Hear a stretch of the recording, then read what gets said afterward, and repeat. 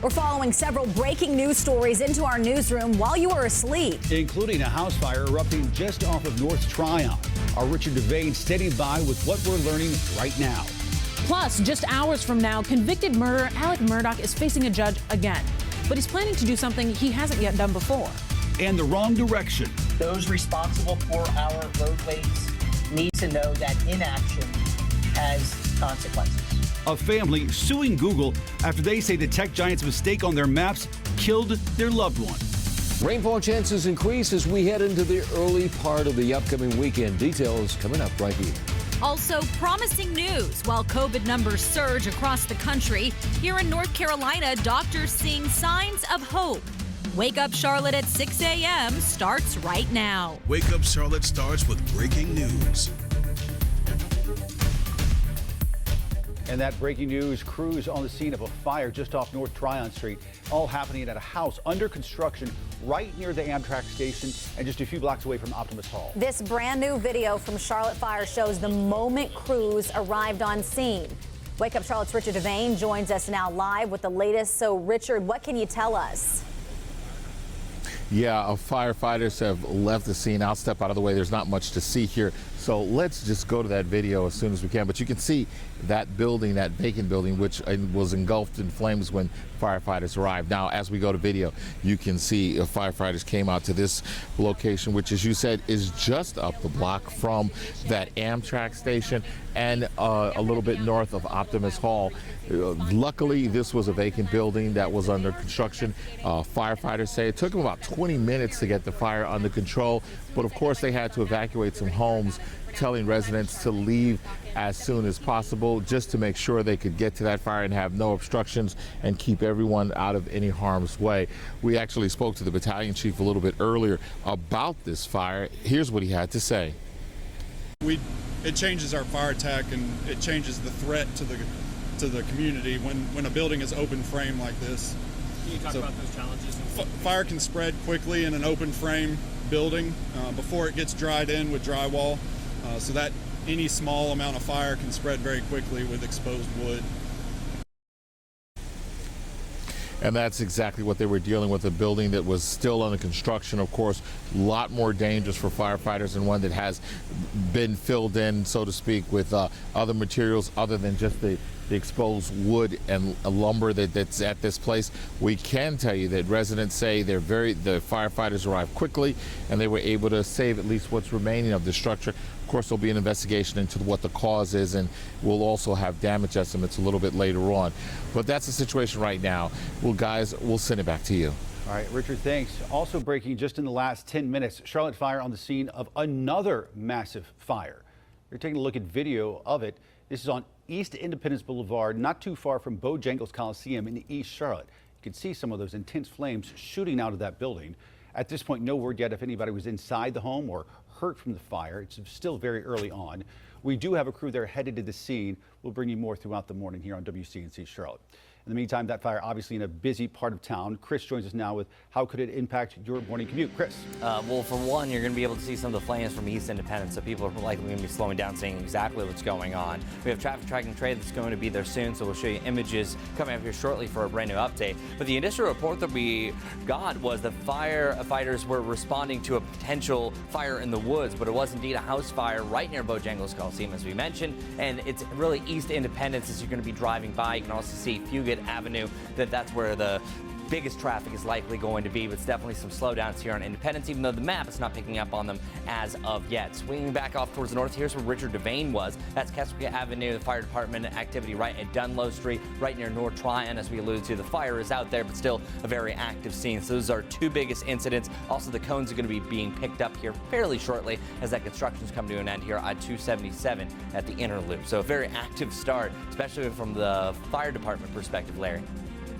So let's talk about the weather situation. From our tower cam, looking out in the distance, you can see the The lights of Gastonia and Belmont way out in the distance there. That's Charlotte. Really not a bad start to the morning. Temperature-wise, a chilly 47 in the Boone area. It's 60 at Hickory, 62 in the Queen City as well as Monroe, and 63 at Cheraw there in South Carolina. Around the region today, 10 a.m. we're at 71 degrees, near 80 for a high this afternoon. Another pleasant day. We'll see a mix of clouds and sunshine. As we check and show you the situation over the next several days, a few scattered showers on Saturday and again next Wednesday. That Saturday is met that area of low pressure that's forming off the coastal sections of Florida, Georgia, and the Carolinas. The heavy rain at the moment is just south of Charleston, pretty close to Savannah, Georgia. Now, will this actually make it to the Charlotte area? We'll check the timeline of that coming up in just a few minutes. That's your forecast this morning. Sarah? More breaking news into our newsroom. 2 people are dead after 2 separate crashes overnight. The first one happened on I-85 South near Beatties Ford Road. Then, not long after, a motorcyclist died after a wreck near Sharon Road and Hopton Road.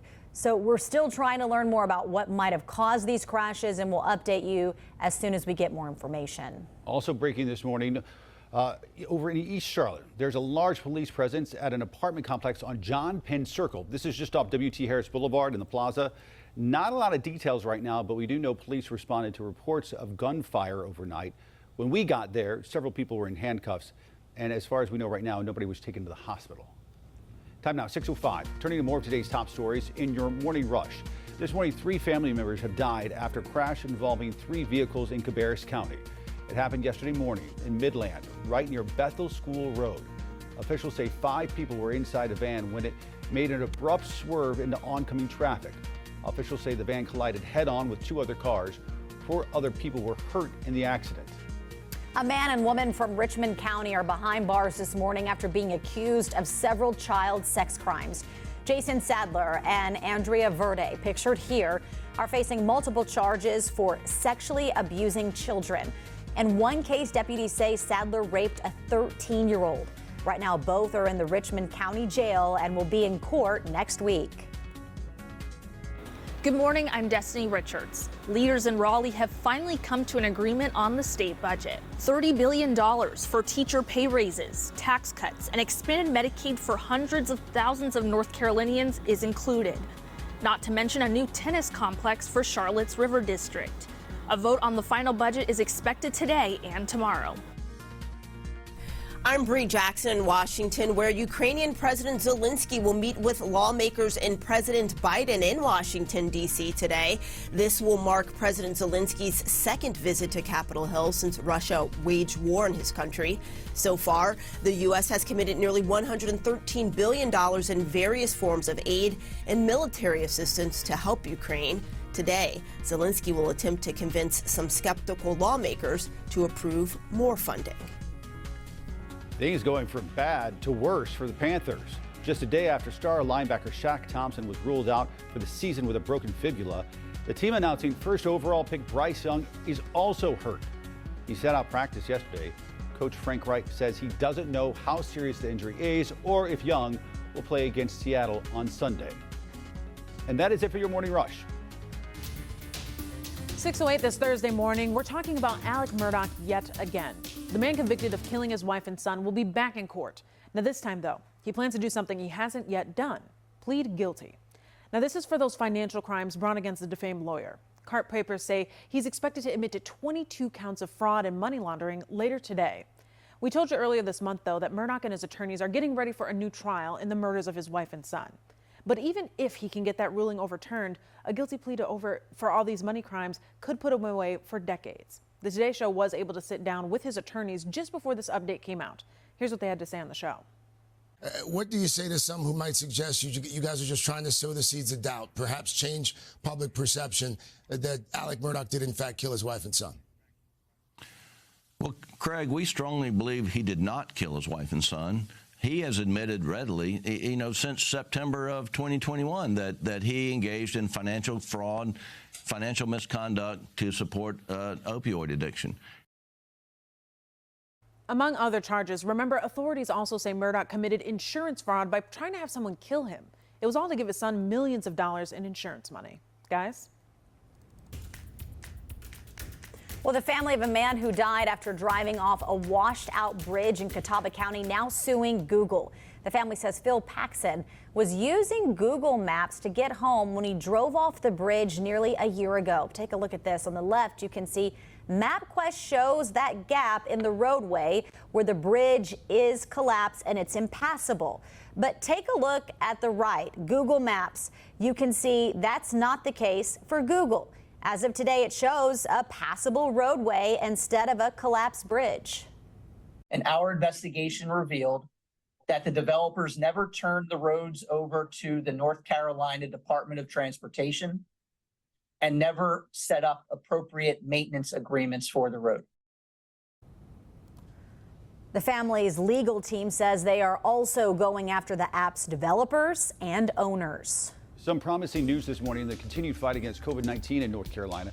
Brand new data from the state shows key COVID metrics are slowly trending downward for the first time since June.